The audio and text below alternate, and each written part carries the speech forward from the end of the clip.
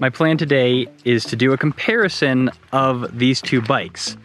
That's 180 mils of travel front and rear, 160 in the front, 150 in the rear, and this one is a mullet bike. Hi team, I'm Sid. And I'm Mackie. For the past 6 years, we've been racing mountain bikes professionally. And living out of our van. On this channel, we're sharing those adventures with you. All of them. So hit subscribe and join the team.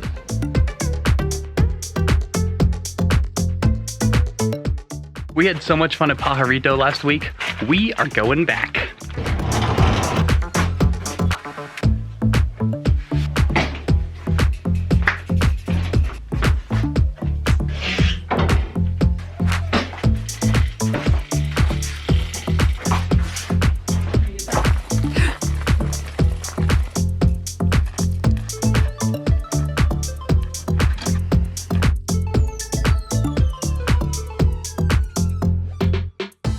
This setup looks like it's gonna work really nicely, except that the poor Rockmelon is sitting pretty low into its suspension. It hasn't had this much weight in it for a while. Okay, quick checklist. Helmet, glasses, gloves. Got chamois, jersey, shorts. All right, we made it. Trail is literally right there. We'll just pull off the bikes and go do some laps.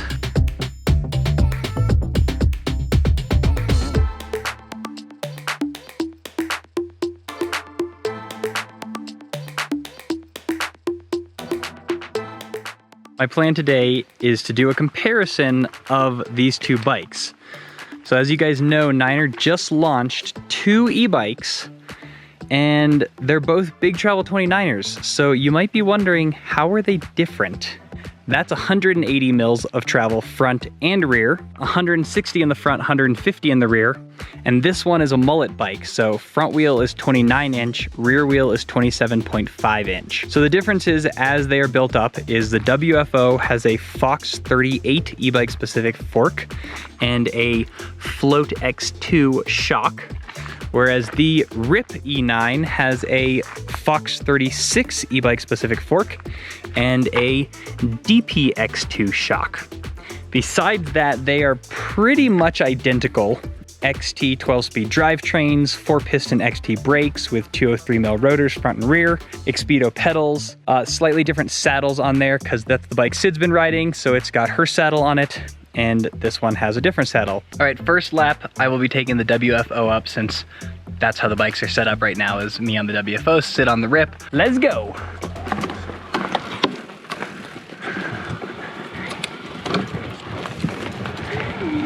Wow, eMTB is so fast.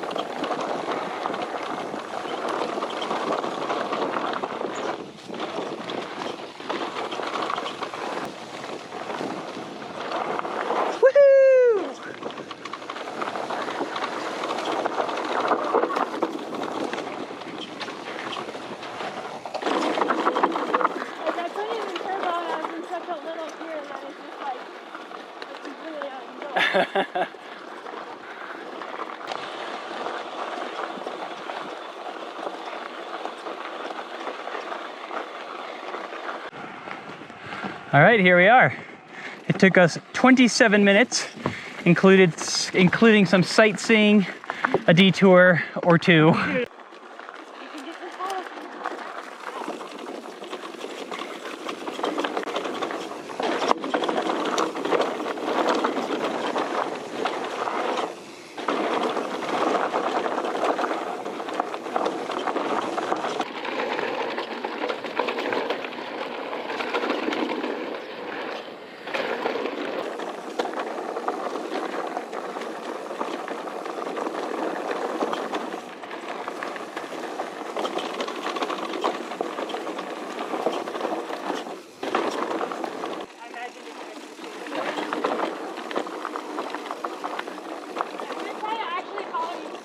Okay.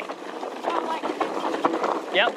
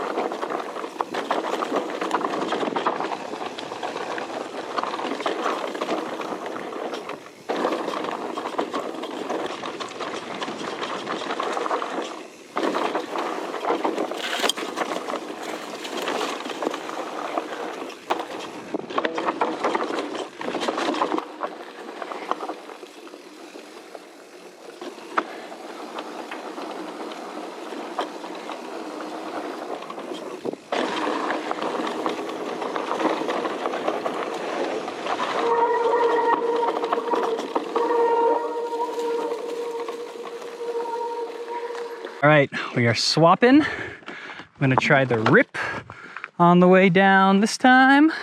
So at the bottom, we changed the air pressure in the fork and the shock and the tires. And so really the only difference now between the bikes is the actual difference of the bikes and the saddle. Which you're not really gonna be sitting on. Yeah, which I'm not gonna be sitting on anyway, so it doesn't really matter. All right, make sure suspension is open.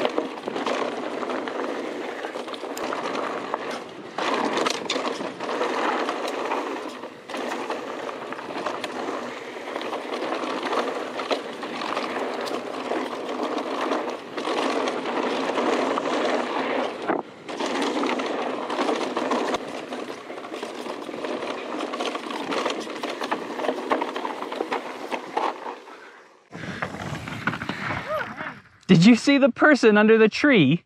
No.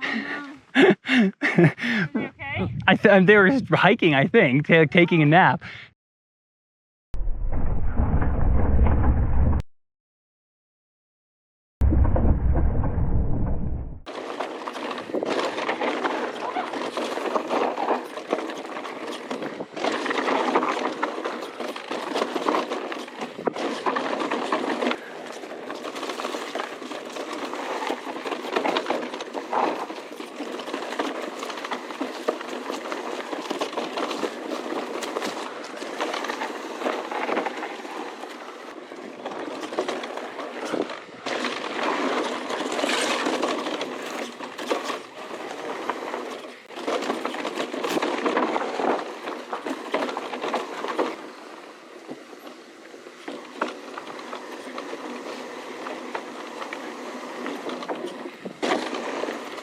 I've now descended one lap on each bike. So I actually pedaled the WFO, the bigger bike, up both times because the other one was set up for Sid. These next couple laps, I'll actually alternate back and forth between the two so that I can try both of them climbing and descending. But for right now, I've descended one lap on each bike. And it's actually pretty noticeable, the difference. The WFO, the big bike, the 180 front and rear mill bike, it just feels more plush, and that's not real surprising given that it is 180 millimeter suspension front and rear and more downhill suspension, specifically the 38 on the front instead of a 36 and the Float X2 instead of a DPX2. There were a couple of adjustments that I made on the rip, and that helped a lot. I slowed the rebound down a little bit. I adjusted the bar angle so I think they better match now. So I'm gonna go do at least another lap on each bike, 2 if I can do it before it starts raining on us, and just try to try it on some other trails, really see how each bike feels on the descent so that I can sort of explain, if you're considering one of these bikes, which one would be the right bike for you depending on what kind of riding you like to do, where you like to ride, all that kind of stuff. All right, this time I'm climbing on the rip because this is the bike I've spent a little bit less time on.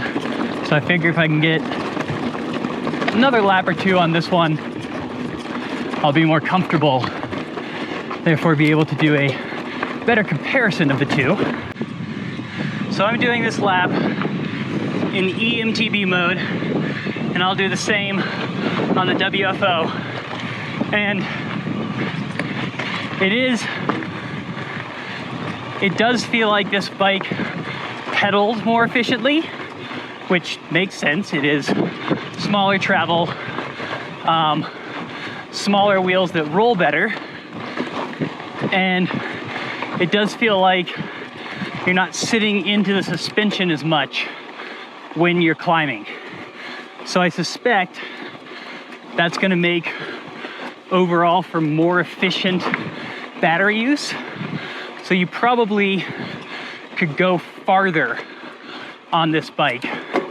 If you're going out to do like a big ride, you would go farther on this bike than you would on the WFO. So I found a pretty efficient way up, I think. It's a combo of road and single track. But because the road switchbacks so much, I just hop off of it right up here onto the Espanola climb, and then back onto the road, and then back onto single track, and then back onto the road. Basically to try to get the shortest distance to the top.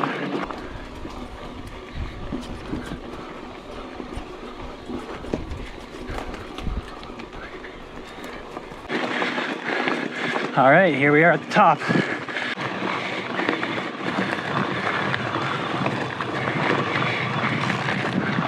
All right, that also took about 11 minutes, so pretty similar in terms of climbing.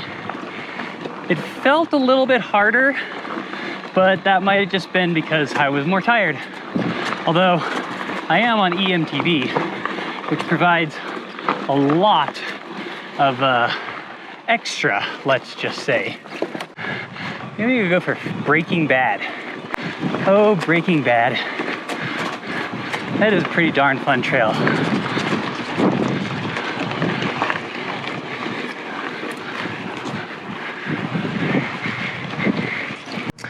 And let's just hit lap for curiosity.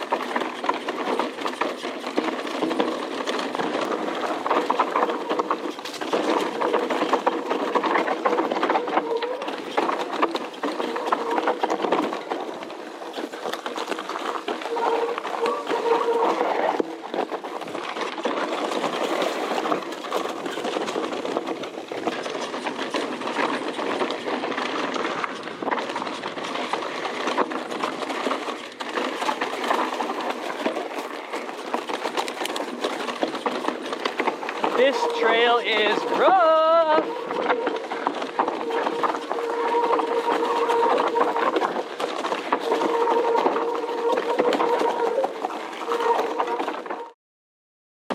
Man, this bike feels good on this stuff.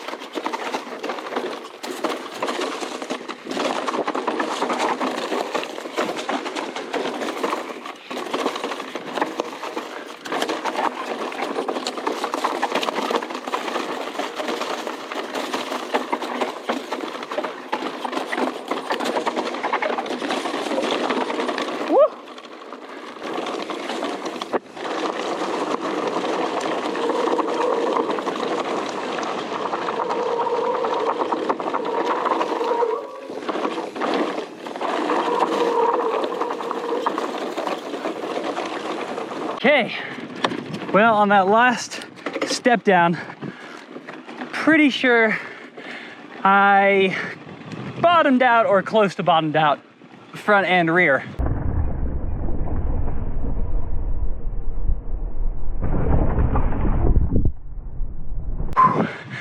Yeah, I try not to do that, but couldn't remember exactly what that step down looked like. And yeah, that's pretty much what it looks like. That was like sub 4-minute lap. Pretty good for old Breaking Bad. The last lap took a little bit less than 4 minutes. This one was like 3:40-ish, 10 seconds faster. Part of that was that it was my second lap on that trail. I haven't been on this trail in a year, maybe even over a year. So, you know, the first lap I didn't know if there were trees down, taking it a little bit easier. But overall, this bike did feel plusher on that trail, which once again is what you would expect given that it's 180 mils front and rear. But I'd say it felt plusher, but there wasn't as much of a difference as I would have thought. I would have thought that it would feel way smoother, and it felt smoother, but not way smoother. All right, let's go down Red Dog again. Red Dog.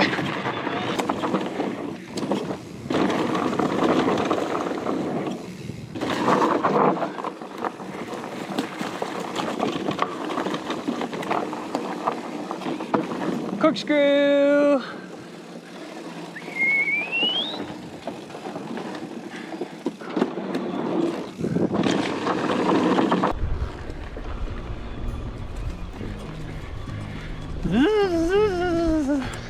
I have now done 2 laps on each bike, and these last 2 laps I rode Breaking Bad, which is like the DH race course up here.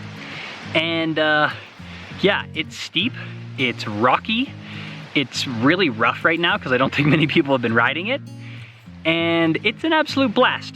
And I think it was a really good test of the 2 bikes to be able to tell sort of ways that they differ.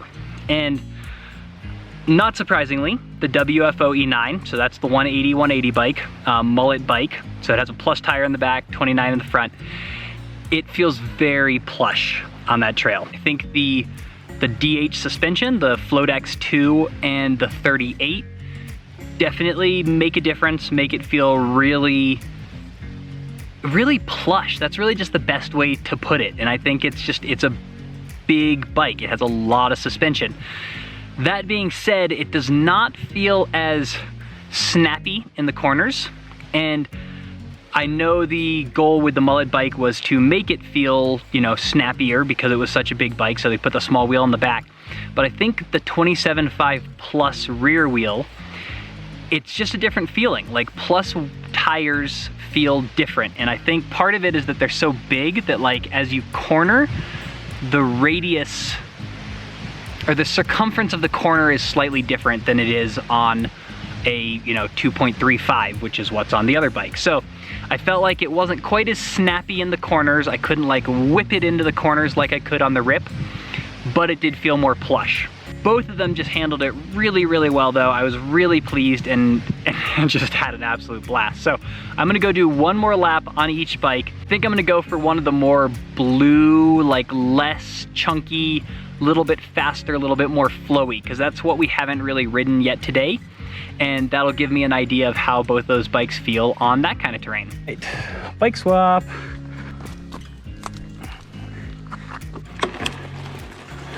So I've decided I'm going to go both up and down half aspen. So that'll give me a better idea of how these bikes climb on more technical single track.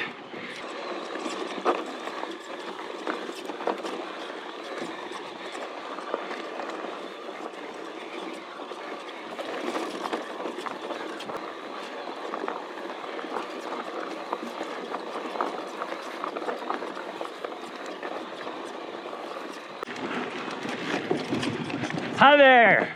No, come on through. Great, you guys enjoy. Oh, we are, thank you. Awesome. Hi there, enjoy.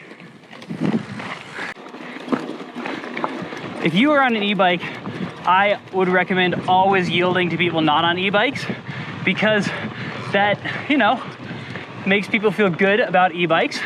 That's the goal, is to, you know, have all the trail users get along. And it's a lot easier for you to like get started again, especially if it's steep or loose, than it is for them. So even though if that were, you know, normal bike on bike, I would have the right of way because I was going uphill.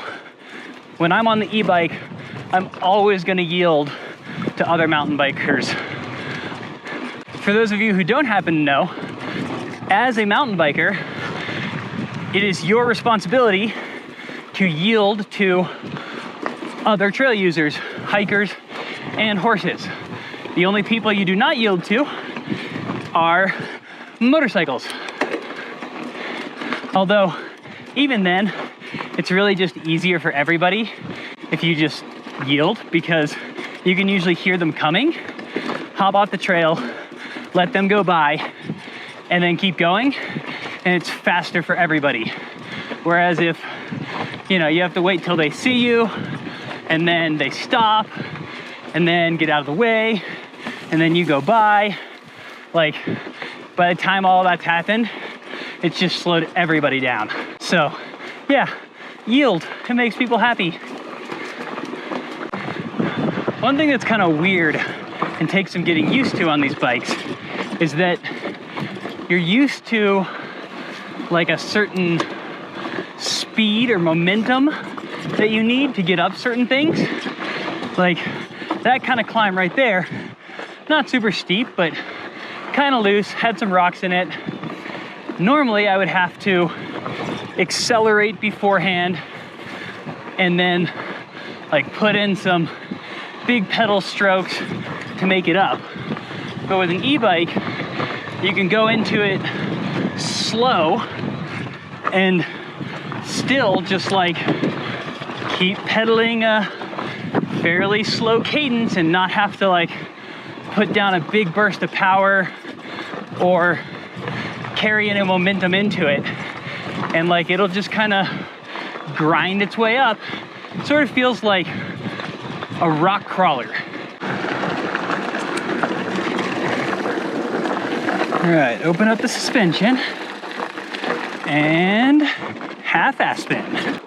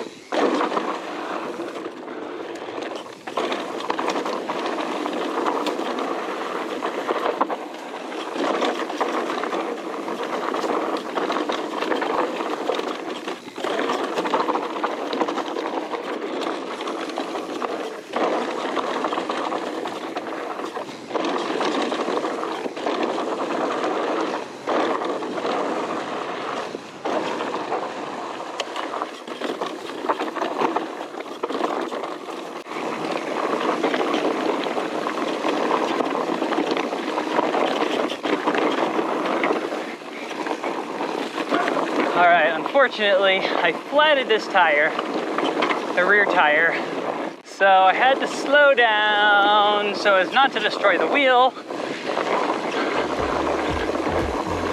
But I got most of that run before it happened, so I feel like I got a pretty good comparison. All right, that was half Aspen on both bikes, and I would say what I noticed the most there was sort of what Sid was talking about in our first ride video, where she was saying the difference between the e-bike and the normal bike felt like the e-bike wasn't as playful, she couldn't pop it around, throw it around as easily, couldn't pop off of stuff.